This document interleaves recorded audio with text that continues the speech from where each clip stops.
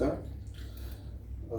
ज्ञानोबा तुकोबा राष्ट्रीय परिषदेमध्ये मला माझा विषय मांडण्याची संधी दिल्याबद्दल मी आयोजकांचा अतिशय आभारी आहे.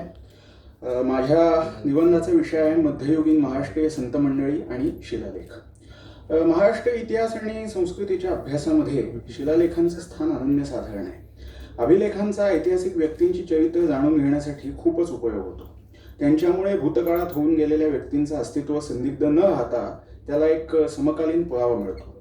म्हणूनच महाराष्ट्रातील संत मंडळींविषयीच्या समकालीन नोंदी जाणून घेण्याच्या दृष्टीने अभिलेखांचं आणि त्यातही शिलालेखांचं महत्त्व प्रचंड आहे. महाराष्ट्रीय संत परंपरा प्रामुख्याने भक्ती चळवळीशी जोडलेली असून ती देवगिरीच्या यादव राजांच्या काळामध्ये म्हणजे 12व्या शतकाच्या उत्तरार्धापासून विकसित होऊ लागली. पुढील काळामध्ये महाराष्ट्रात वारकरी, महानुभाव, दत्त आणि रामदासी असे प्रमुख धार्मिक पंथ किंवा संप्रदाय उदयाला आले. त्यांच्याशी संबंधित काही संत आणि साधुपुरुषांचे उल्लेख समकालीन आणि उत्तरकालीन शिलालेखांमध्ये आढळतात. काही शिलालेख या पंथांशी संबंधित तीर्थस्थानांचे उल्लेख करतात. हे शिलालेख संख्येने उपेक्षणीय नसले तरी विपुलही नाहीत. विशेषतः द्रविड भाषक प्रदेशांमध्ये तिथल्या संतांचे शिलालेखांमधून जितक्या प्रमाणात उल्लेख मिळतात तितके महाराष्ट्रातील संतांचे इथल्या शिलालेखांमधून मिळत नाहीत. याचं मुख्य कारण असं की महाराष्ट्रात शिलालेख कोरण्याची प्रथा या प्रदेशांत इतकी प्रचलित नव्हती. महाराष्ट्रामध्ये इस्लामी अंमल सुरू झाल्यानंतर तर शिलालेख निर्मितीची प्रक्रिया उत्तरोत्तर कमी होत गेली. या संदर्भातील दुसरी एक लक्ष बाब अशी की ऐतिहासिक घटना नोंदवणाऱ्या किंवा स्मारकपर अशा काही शिलालेखांचे अभिलेखांचे अपवाद वगळले तर एकूणच भारतीय अभिलेख हे प्रामुख्याने दान, देणग्या, निधींची स्थापना अशा धार्मिक अर्थकारणाचे उल्लेख करताना दिसतात. अभिलेख निर्मितीचा हा आकृतीबंध जर लक्षात घेतला तर महाराष्ट्रातील संतांचा अभिलेखीय उल्लेख अल्प प्रमाणात का सापडतो याचं स्पष्टीकरण मिळतं. महाराष्ट्रातील संत परंपरा स्वरूपतः सार्वजनिक आणि लोकाधारित असली तरी तिचं अधिष्ठान मुख्यतः भक्ती, श्रद्धा आणि परमार्थ हेच होतं. तेव्हा या परंपरांची परिणती सुसंघटित, संस्थात्मक आणि आर्थिकदृष्ट्या सक्षम अशा आस्थापनांच्या उभारणीत फारशी न झाल्यामुळे स्वतंत्र धार्मिक स्थळांची स्थापना, मोठ्या धर्मक्षेत्रांच्या व्यवस्थापनातील सक्रिय सहभाग किंवा अर्थमूलक धार्मिक संस्थांची निर्मिती या क्षेत्रांमध्ये संत मंडळींचा सहभाग अतिशय सीमित राहिला. त्याचप्रमाणे त्यांच्या शिष्य परंपरेतही संन्यास, नैष्ठिक आचरण आणि व्यक्तिगत साधना यांनाच प्राधान्य दिलं गेलं. संन्यास आश्रमाच्या या स्वभाव धर्मामुळे एका स्थळी स्थायिक होऊन अर्थसंचय, स्थिर निधी निर्माण करणं किंवा संस्थाभिमुख पद्धती जोपासणं हे त्यांचं मुख्य उद्दिष्ट कधीच नव्हतं. संत मंडळींच्या अनुयायांनी सुद्धा आपल्या अर्थार्जनाचा आणि योगक्षेमाचा भाग आध्यात्मिक उपासनेपासून वेगळा ठेवला. काही ठिकाणी मठांची स्थापना झाली असली तरी त्या मठांमधून व्यापक आणि संघटित अशी आर्थिक केंद्र निर्माण झाली नाहीत. सांप्रदायिक कार्याचा मुख्य भर नेहमी धर्मोपदेश, पंथप्रसार आणि तत्वज्ञानपर ग्रंथरचना यांच्यावरच राहिला. अर्थार्जन आणि वित्तीय साधन संपत्तीची निर्मिती हा केंद्रबिंदू नव्हता.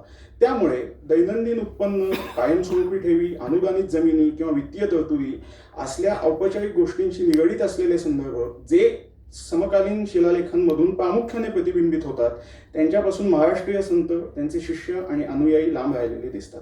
पुढे इस्लामी राजवटींच्या काळातही शासकीय यंत्रणेशी किंवा विधिसंमत वित्तीय आस्थापनांशी संत परंपरांचा विशेष संबंध प्रस्थापित झालेला दिसत नाही. त्यामुळे त्यांच्या अर्थव्यवहारांची अभिलेखीय नोंद निर्माण होण्यासारखी परिस्थितीच उद्भवली नाही. परिणामी बहुतांशी कायदेशीर आणि संस्थात्मक चौकटीतूनच निर्माण होणाऱ्या तत्कालीन अभिलेखांमध्ये संत मंडळी किंवा त्यांच्या अनुयायांची नोंद फारशी सापडत नाही. इस्लामिक राजवटींच्या काळापासून आर्थिक बाबींची नोंद ठेवणारी कागदपत्रच मुख्यतः निर्माण झाल्यामुळं या गोष्टी अभिलेखीय साधनांमधूनही फारशा अक्षरांकित झाल्या नाहीत. शिलालेखांचा वापर हा प्रामुख्याने खाजगी नोंदींपुरता मर्यादित झाला.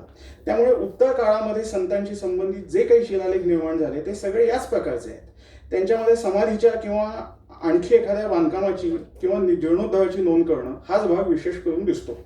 या व्यतिरिक्त समाधीला भेट दिल्याची आणि आदरांजली वाहिल्याची स्मृती कायमस्वरूपी नोंदवण्यासाठी म्हणूनही शिलालेख या माध्यमाचा वापर झालेला दिसतो.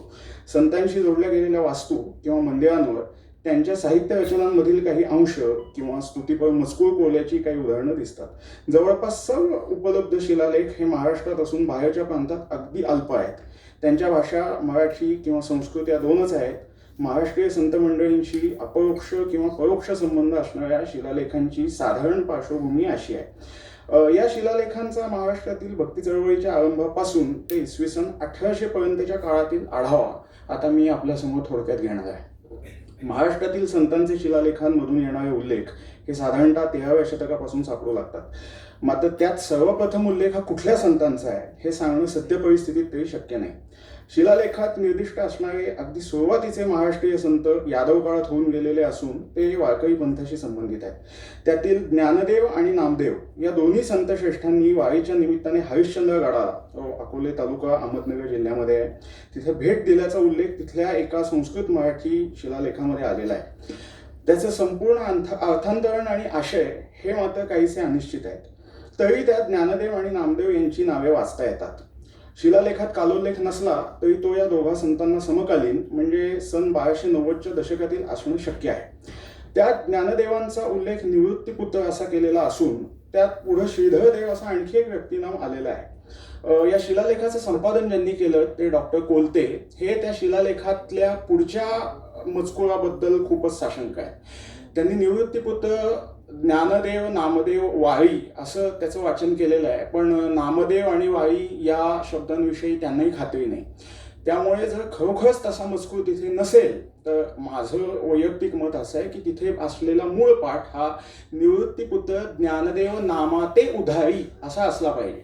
जर नामदेवांचा तिथे उल्लेख नसेल तर अर्थातच शिलालेखामध्ये फक्त ज्ञानदेव आणि निवृत्तीनाथ यांचाच उल्लेख त्या ठिकाणी मिळेल.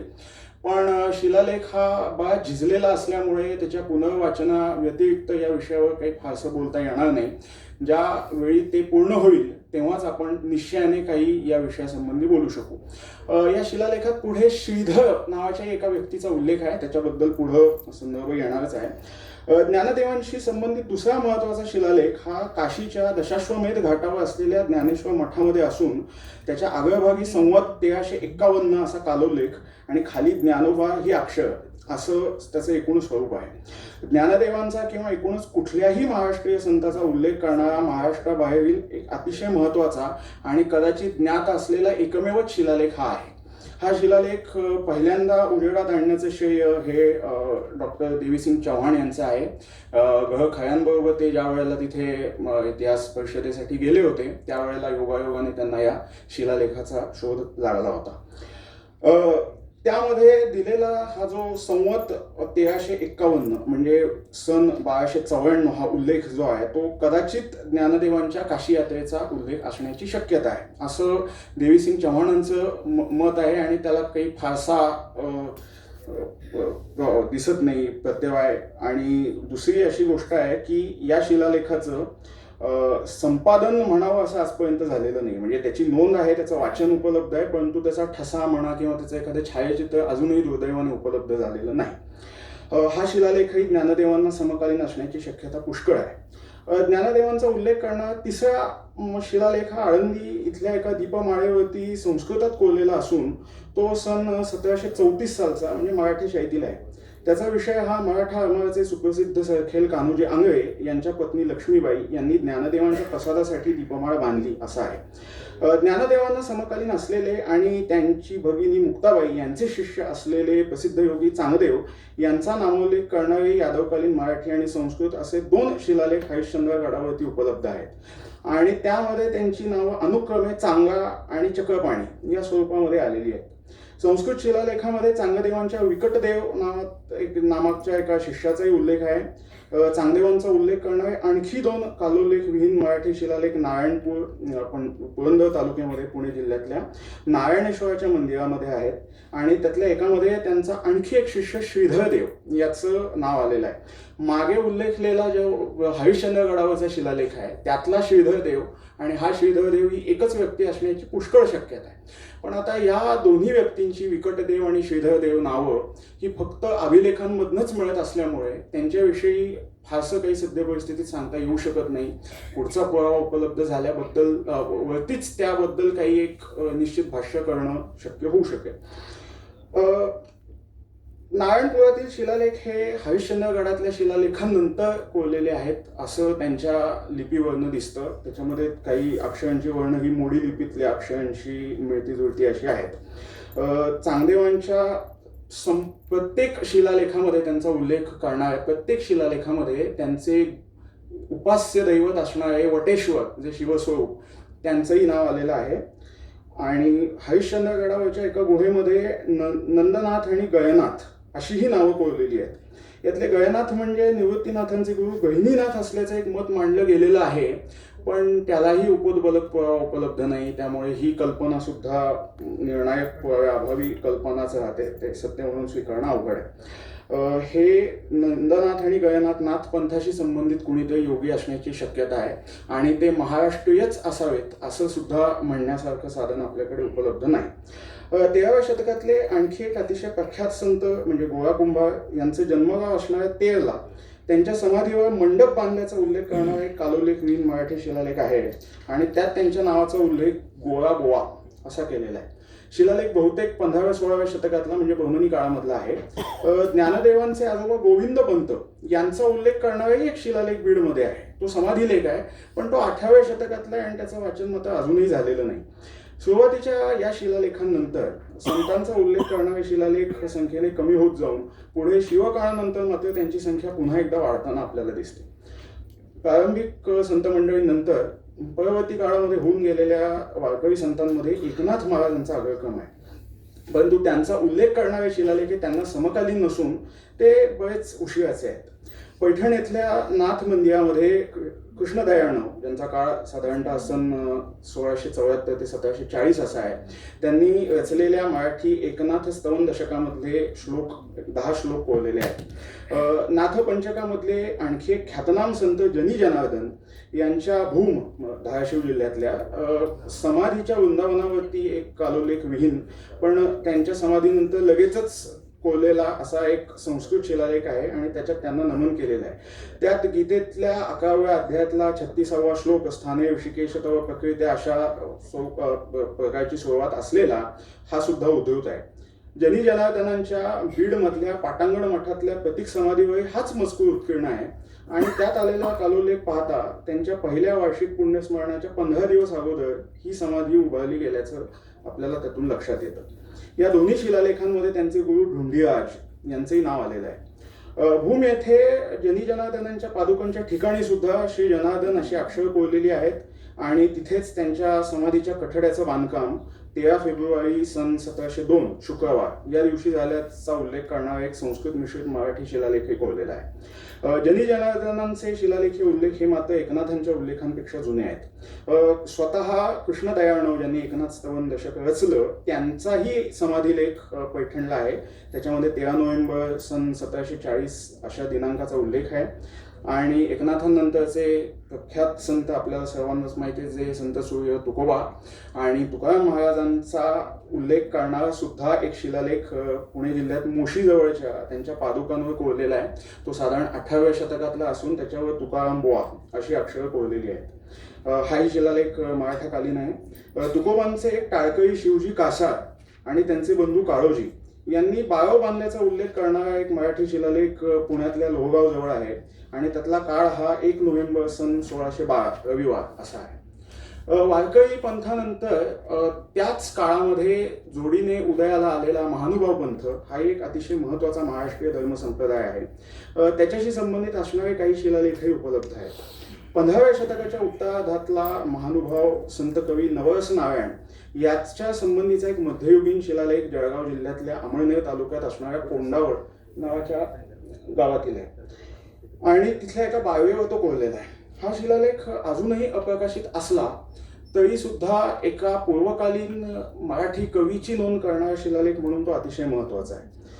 बीड जिल्ह्यातल्या गेवराई तालुक्यामध्ये पांचाळेश्वर या प्रख्यात दत्तक्षेत्रामध्ये सन 1774 साली बहुधा देवी अहिल्याबाई होळकर यांनी तिथल्या दत्त गुंफेवरती देऊळ बांधल्याचा उल्लेख करणारा पद्यात्मक मराठी शिलालेख आहे आणि या देवळाची निर्मिती ही स्थानिक महानुभावी प्रभावातूनच झालेली आहे हे निश्चित. विदर्भामधल्या अकोल्यामध्ये सन 1786 सालच्या एका शिलालेखामध्ये तिथे संतांची आणि महानुभावांची वस्ती असल्याचा उल्लेख आहे. या शिलालेखाचं संपादन हे डॉक्टर व्ही कोलत्यांनी केलं होतं. अहमदनगर जिल्ह्यामधल्या राहाता तालुक्यातल्या पुणतांबे इथल्या महानुभाव मंदिराच्या शेजारी असलेल्या मुंबादेवी नावाच्या मंदिराच्या परिसरामध्ये साधारणतः 18व्या शतकातील एक उठावाचा शिलालेख आहे आणि त्याच्यात बुगय बुढो, दादा बुढो, बाई बुढो, भानू बुढो आणि चांगाजी अशी 5 व्यक्ती नामं आलेली आहेत. या लोकांचा स्थानिक महानुभावी सांप्रदायिकांशी काहीतरी संबंध असण्याची पुष्कळ शक्यता आहे आणि महानुभाव साहित्याच्या किंवा महानुभाव पंथाच्या अभ्यासकांना ही गोष्ट ज्ञातच आहे की बाईदेव, भानुदेव, चांगदेव ही नावं नित्य महानुभाव संप्रदायामधल्या व्यक्तींची असलेली दिसून येतात. बीड जवळच्या लिंबा गणेश इथल्या महानुभाव मठाशेजारी असलेल्या कृष्ण मंदिरावरती महानुभावी सकळ या सांकेतिक लिपीत कोरलेला सन 1799 सालचा एक मराठी शिलालेख आहे.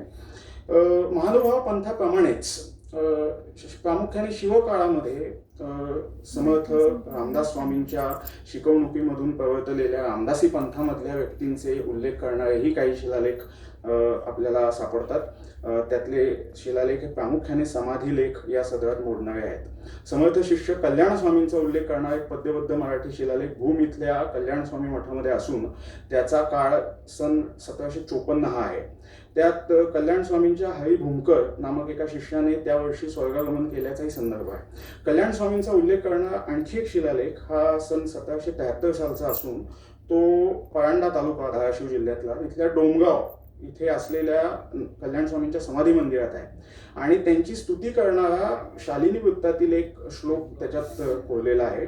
मराठी शिलालेख आहे आणि त्याच समाधी मंदिरामध्ये समर्थ रचित करुणा स्तोत्रांमधील काही श्लोकही उत्कीर्ण आहेत. बीड जवळ रामतीर्थ इथं समर्थांचं चरित्र ज्यांनी वर्णन केलं ते गिरिधर स्वामी, समर्थ प्रतापातांचा ग्रंथ प्रसिद्ध आहे. तर ते आणि त्यांचे इतर दोन बंधू भीमस्वामी आणि यशवंत स्वामी यांचे अनुक्रमे सन 1729, 1758 आणि 1836 असे कालोल्लेख असणारे शिलालेख उपलब्ध आहेत. हे समाधिलेखच आहेत, संस्कृतात आहेत आणि तिथेच जीवानंद स्वामी, रामानंद स्वामी आणि हिवानंद स्वामी अशा 3 रामदासी साधुपुरुषांचेही संस्कृत समाधिलेख आहेत. बीड जिल्ह्यातल्या आष्टी तालुक्यामध्ये कोयाळ नावाच्या गावामध्ये 18व्या शतकातले रामदासी साधू यादव स्वामी यांनी बांधलेल्या राम मंदिरामध्ये त्यांच्या समाधीवर गुरुस्तुती करणारा एक समकालीन मराठी शिलालेख आहे.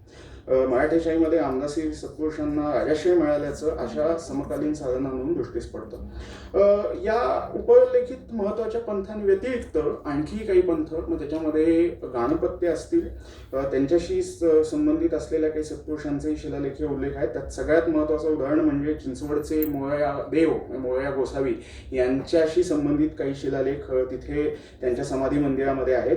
त्यामध्ये बांधकामाच्या सुरुवातीची, पूर्णत्वाची, तिथल्या देऊळवाड्याच्या उभारणीची नोंद करणारे आणि देवघर, घुमट, जोते आणि यज्ञशाळा यांच्या बांधकामाचा उल्लेख करणारे 17व्या शतकातील 3 शिलालेख आहेत. सातारा जिल्ह्यात वाईमध्ये तत्कालीन गाणपत्य साधू शांताश्रम यांचा 19 ऑगस्ट सन 1719 बुधवार या दिवसाचा उल्लेख करणारा संस्कृत समाधिलेख आहे. त्यानंतर गोसावी संप्रदायातल्या सत्पुरुषांचे बरेच उत्कीर्ण उल्लेख हे मराठीशाहीत आढळतात. त्यांच्यापैकी धर्मगिरी गोसावी कोल्हापूरचे यांच्या तिथे असलेल्या निरंजनी मठामधला संस्कृत शिलालेख हा सन 1686चा असून तो सगळ्यात प्राचीन मानला पाहिजे. देवगिरीजवळ मानपुरी गोसावी यांच्या मठामध्ये 10 मे 1730 रोजीचा पद्यबद्ध मराठी समाधिलेख आहे. आणि लक्षात घेण्याची गोष्ट अशी की मानपुरी मूळचे उत्तर भारतीय आहेत, पण तरी त्यांच्या शिष्यांनी मराठीचा वापर तिथे केलेला आहे समाधिलेखामध्ये. साताऱ्यातल्या बन्सीपुरी नामक महंतांच्या मठामध्ये त्यांनी 13 मे 1736 या दिवशी विहीर बांधल्याचा उल्लेख करणारा एक मराठी शिलालेख. नाशिक जिल्ह्यातल्या निफाड तालुक्यात असणाऱ्या नांदूर मध्यमेश्वर किंवा नांदूर मधमेश्वर या देवळातील एका दीपमाळेवरच्या शिलालेखात, मराठी शिलालेखामध्ये 21 ऑगस्ट सन 1739 असा कालोल्लेख दिलेला आहे आणि त्यात भुवनगिरी नामक सत्पुरुष आणि त्यांचे शिष्य नारायणगिरी ज्यांनी बहुधा ती दीपमाळ उभारली अशा दोघांचा उल्लेख आलेला आहे. औरंगाबाद म्हणजे आताचा छत्रपती संभाजीनगर जिल्हा, तिथल्या कन्नड तालुक्यातल्या बहिरगाव नावाच्या गावामध्ये तिथले गोसावी संप्रदायातले एक साधुपुरुष हिरापुरी यांचा 9 जुलै 1756 असा कालोल्लेख देणारा मराठी समाधिलेख असून तोही पद्यात आहे. निफाडमध्येच लासल गावामध्ये होळकरांच्या पदरी असलेल्या रणजितगिरी नावाच्या गोसाव्यांनी 30 जुलै सन 1786 रविवार या दिवशी तिथे एक बारव बांधल्याचा उल्लेख करणारा मराठी शिलालेख आहे. त्यांच्या व्यतिरिक्त बीड जिल्ह्यामध्ये पाटोदा तालुक्यात असलेल्या चिंचोली गावामध्ये गहिनीनाथांच्या देवळाच्या दारावर एक मराठी शिलालेख आहे. त्याच्यात 23 मे 1697 या तारखेला तिथला एक स्थानिक अधिकारी मुकादम लमाणराव महानवर यांनी देऊळ बांधल्याचा उल्लेख आहे आणि त्यात अग्रभागी गैबी पीर असं नाव आलेलं आहे. आता या शिलालेखामधले गैबी पीर हे सुद्धा निवृत्तीनाथांचेच गुरु गैनीनाथ आहेत की नाथ परंपरेतल्या सत्यामलनाथांचे शिष्य असलेले गैबीनाथ आहेत, ज्यांनी पुढे उपदेश केला अनेकांना आणि त्याच्यामध्ये संत सोयोबा गोव्यातले प्रसिद्ध हे एक होते. तर त्याविषयी निश्चित काही सांगता येणं शक्य नाही. बीड जिल्ह्यात मानूर इथं सन 1793 सालचा मल्हार बाबा नामक सत्पुरुषांचा उल्लेख करणारा एक संस्कृत मराठी मिश्रित शिलालेख आहे. अहमदनगरजवळ तिथले एक संत दादास्वामी यांच्या समाधी मंदिरातल्या गाभाऱ्यामध्ये बहुतेक 18व्या शतकाच्या अखेरच्या काळात बांधलेल्या त्यांच्या 2 समाध्यांवर अनुक्रमे श्री हरबाजी आणि श्री दादाजी देव ही नावं कोरलेली आहेत. दादाजी देवांचेच सुपुत्र हे हरबाजी म्हणजे हरिदेव हे आहेत. आणि त्यानंतर 19व्या शतकामध्ये काही मराठी शिलालेख आपल्याला सापडतात. त्यातले काही मोडी लिपीत आहेत आणि त्या शिलालेखांमध्ये प्रामुख्याने वारी केल्याची नोंद आपल्याला पाहायला मिळते की कुठल्या कुठल्या अमुक लोकांनी या दिवशी वारीसाठी या ठिकाणी मुक्काम केला असा मजकूर येतो त्याच्यात. आणि काही शिलालेखांमध्ये संत मंडळींचे अभंगही कोरलेले दिसतात आपल्याला. त्यात नामदेवांचे, ज्ञानदेवांचे किंवा तुकोबांचे अभंग कोरलेले आहेत, पण हे शिलालेख बरेच उत्तरकालीन आहेत आणि अशा प्रकारच्या शिलालेखीय परंपरेचा हा शेवटचा टप्पा मानला पाहिजे. कारण त्यानंतर ब्रिटिश आमदानीमध्ये शिलालेखांचं स्वरूप पूर्णपणे बदललं आणि प्रामुख्याने संगमरवरी फरशांवर म्हणा किंवा असे छपाई केल्यासारखे वाटणारे लेखच तिथे कोरायला सुरुवात झाली आणि फलक लावण्याचे जे प्रकार आहेत ते प्रामुख्याने त्या काळापासून वाढलेले दिसतात आपल्याला. तर अशा प्रकारे सन 1200 ते 1800 या काळातील महाराष्ट्रीय संतांशी आणि संप्रदायांशी निगडीत असणारे आजवरचे शक्य तितके सर्व ज्ञात शिलालेख या ठिकाणी मांडण्याचा प्रयत्न मी केलेला आहे. पण ही संग्रहित केलेली यादी अर्थातच संपूर्णपणे अचूक असू शकत नाही हे मात्र आवर्जून सांगितलं पाहिजे. पण तरी शक्य तितकी सर्वसमावेशक ती करण्याचा प्रयत्न केलेला आहे. मला बोलण्याची संधी दिल्याबद्दल मी आपल्या सर्वांचा पुन्हा एकदा आभारी आहे.